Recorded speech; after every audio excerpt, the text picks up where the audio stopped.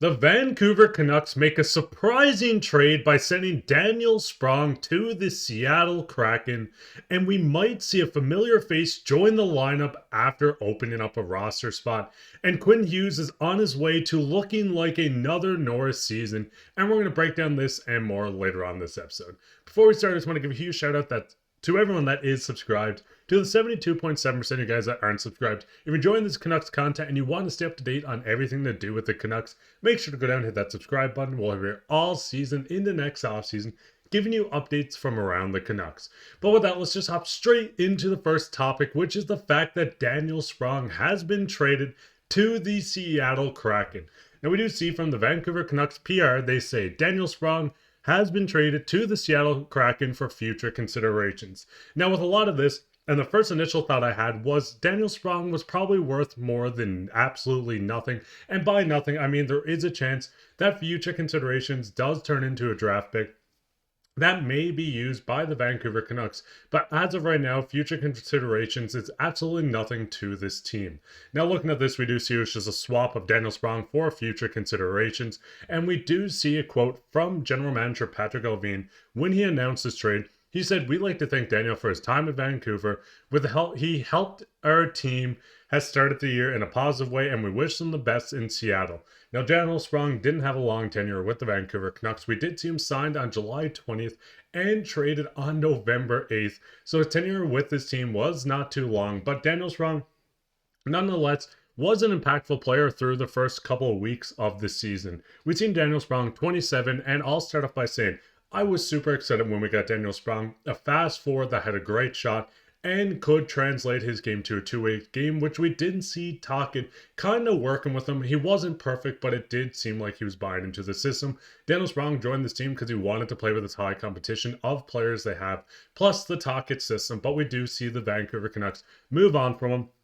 In 9 games, we've seen 1 goal, 2 assists for 3 total points. He was a -2, and he did get bumped down to the 4th line when it got to the last game. So seeing Daniel Sprong is surprising to see him moved with the short start to the career. But the biggest thing with Daniel Sprong being moved is they needed to open up room on this roster to bring back more guys or to call up some Abbotsford players. I mean, looking at the lines, this is from Daily Faceoff. It's not going to be 100% set. And you do see Noah Juleson down on the 4th line right wing. This is just a placeholder at the moment. Daily Faceoff has him in because there is no one else that can go in there. You can see the biggest thing is the top 9. There is no forwards being moved around with this trade. You still have lines of JT Miller and Boeser, with Boeser being possibly injured, which we will touch on in a different video. You see Pettersson with a guy like Garland. You can see Blueger, Heinen, and Sherwood, but that does open up a spot with him gone, as Noah Juleson will not be playing right wing on the 4th line, or at least I hope he will not be. But looking at this, it does lead me to expect maybe a guy like Dakota Joshua will be back for next game. We haven't seen Dakota Joshua this year. We've seen him dominate in the 23-24 season last year in 63 games, 18 goals, 14 assists for 32 points. We've seen him go into the playoffs, putting up 8 points in 13 games for the Vancouver Canucks. But the biggest thing with Dakota Joshua coming back, and the biggest thing with this, there was going to be a casualty on this lineup. I mean, we're looking at this lines, even with a guy like Daniel Sprong, and there's someone within this lineup had to be moved out of the lineup to get a guy like Dakota Joshua back in.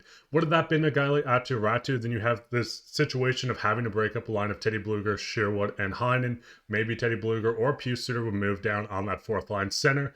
You have the situation of having to scratch one of the guys, using up cap space that they don't really want to use at the moment by moving out a guy like one of these guys out of the lineup. You could go with Boeser down on the 3rd line, move Blueger down, but we've seen Suter really get some chemistry going with a guy like Pettersson and Connor Garland. So I would not be shocked if Tocchet wants to continue running the 2nd line. The 3rd line of Sherwood, Blueger, and Heinen has been dominant. We see these guys score goals. We've seen these guys hard forechecking. We've seen a guy like Aatu Räty come up, and I think it was 5 minutes, 6 hits. This guy's been great on the 4th line, and they do need more center depth. So it does make sense that a guy like Daniel Sprong is the one out of this lineup. Am I happy he's gone? No. Like I said, I like the speed. I like the shot. I mean, we've seen him score a great goal to start the year, but getting Dak back in the lineup is the biggest thing Canucks fans want.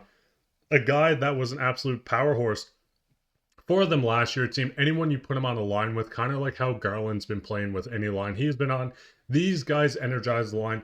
Getting them back in, even though a lot of people say the Canucks are sliding, they're still one of the top teams in the West.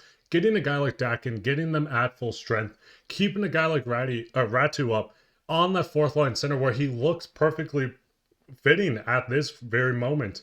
Getting a guy like Dak back does cause casualties, and as I said, it just happened to be a guy like Daniel Sprong.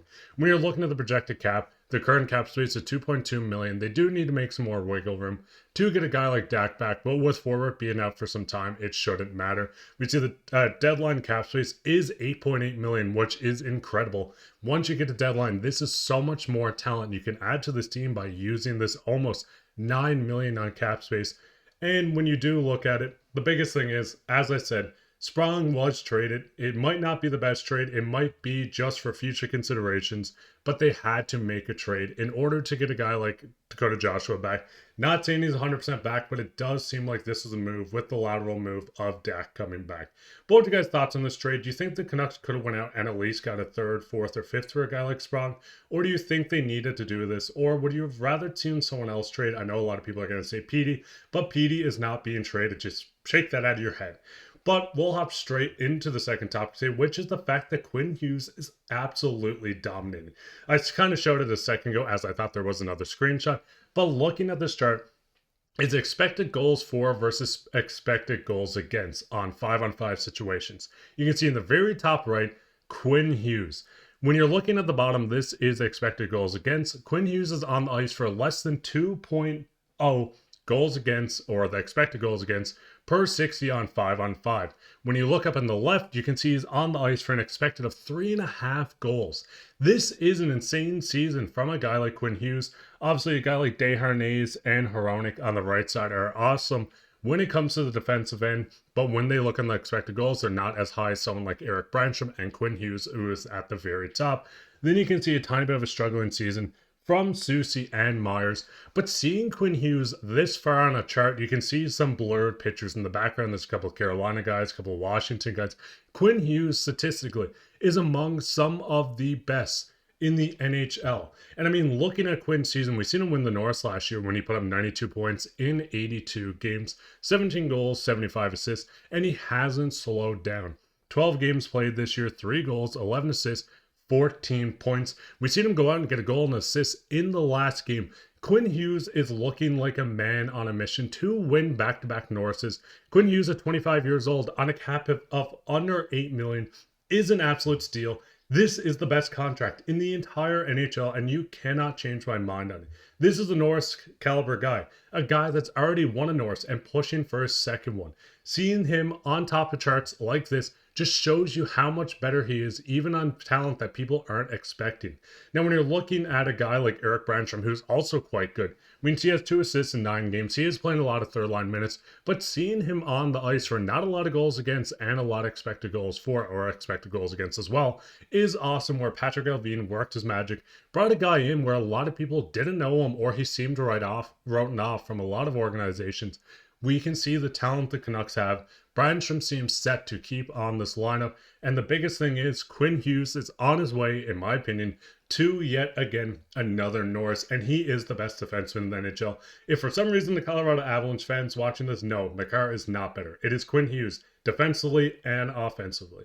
But what's your guys' thoughts on Quinn Hughes' statistics and just advanced stats on him? What's your thoughts on the Daniel Sprong trade? We'll hop into everyone's favorite topic, which is comments of the day. And this comes from Jonas, and he says, JT and Brock are joined by the hips. Absolutely no, and this was on the trade where a reporter said maybe a guy like Brock could be traded for Bowen Byram. This dude will hoist the cup one day, and I couldn't agree with you anymore. I think they're going to keep him, and I can't see a world where they do trade him. But what are you guys' thoughts on everything we talked about? Go down and leave a comment. You could be featured on Comments Today. While you're down there, leave a like, subscribe, share this with your friends. We'll be back with another episode tomorrow, so keep your eye out for that. But I've been your host, Mark, and take care.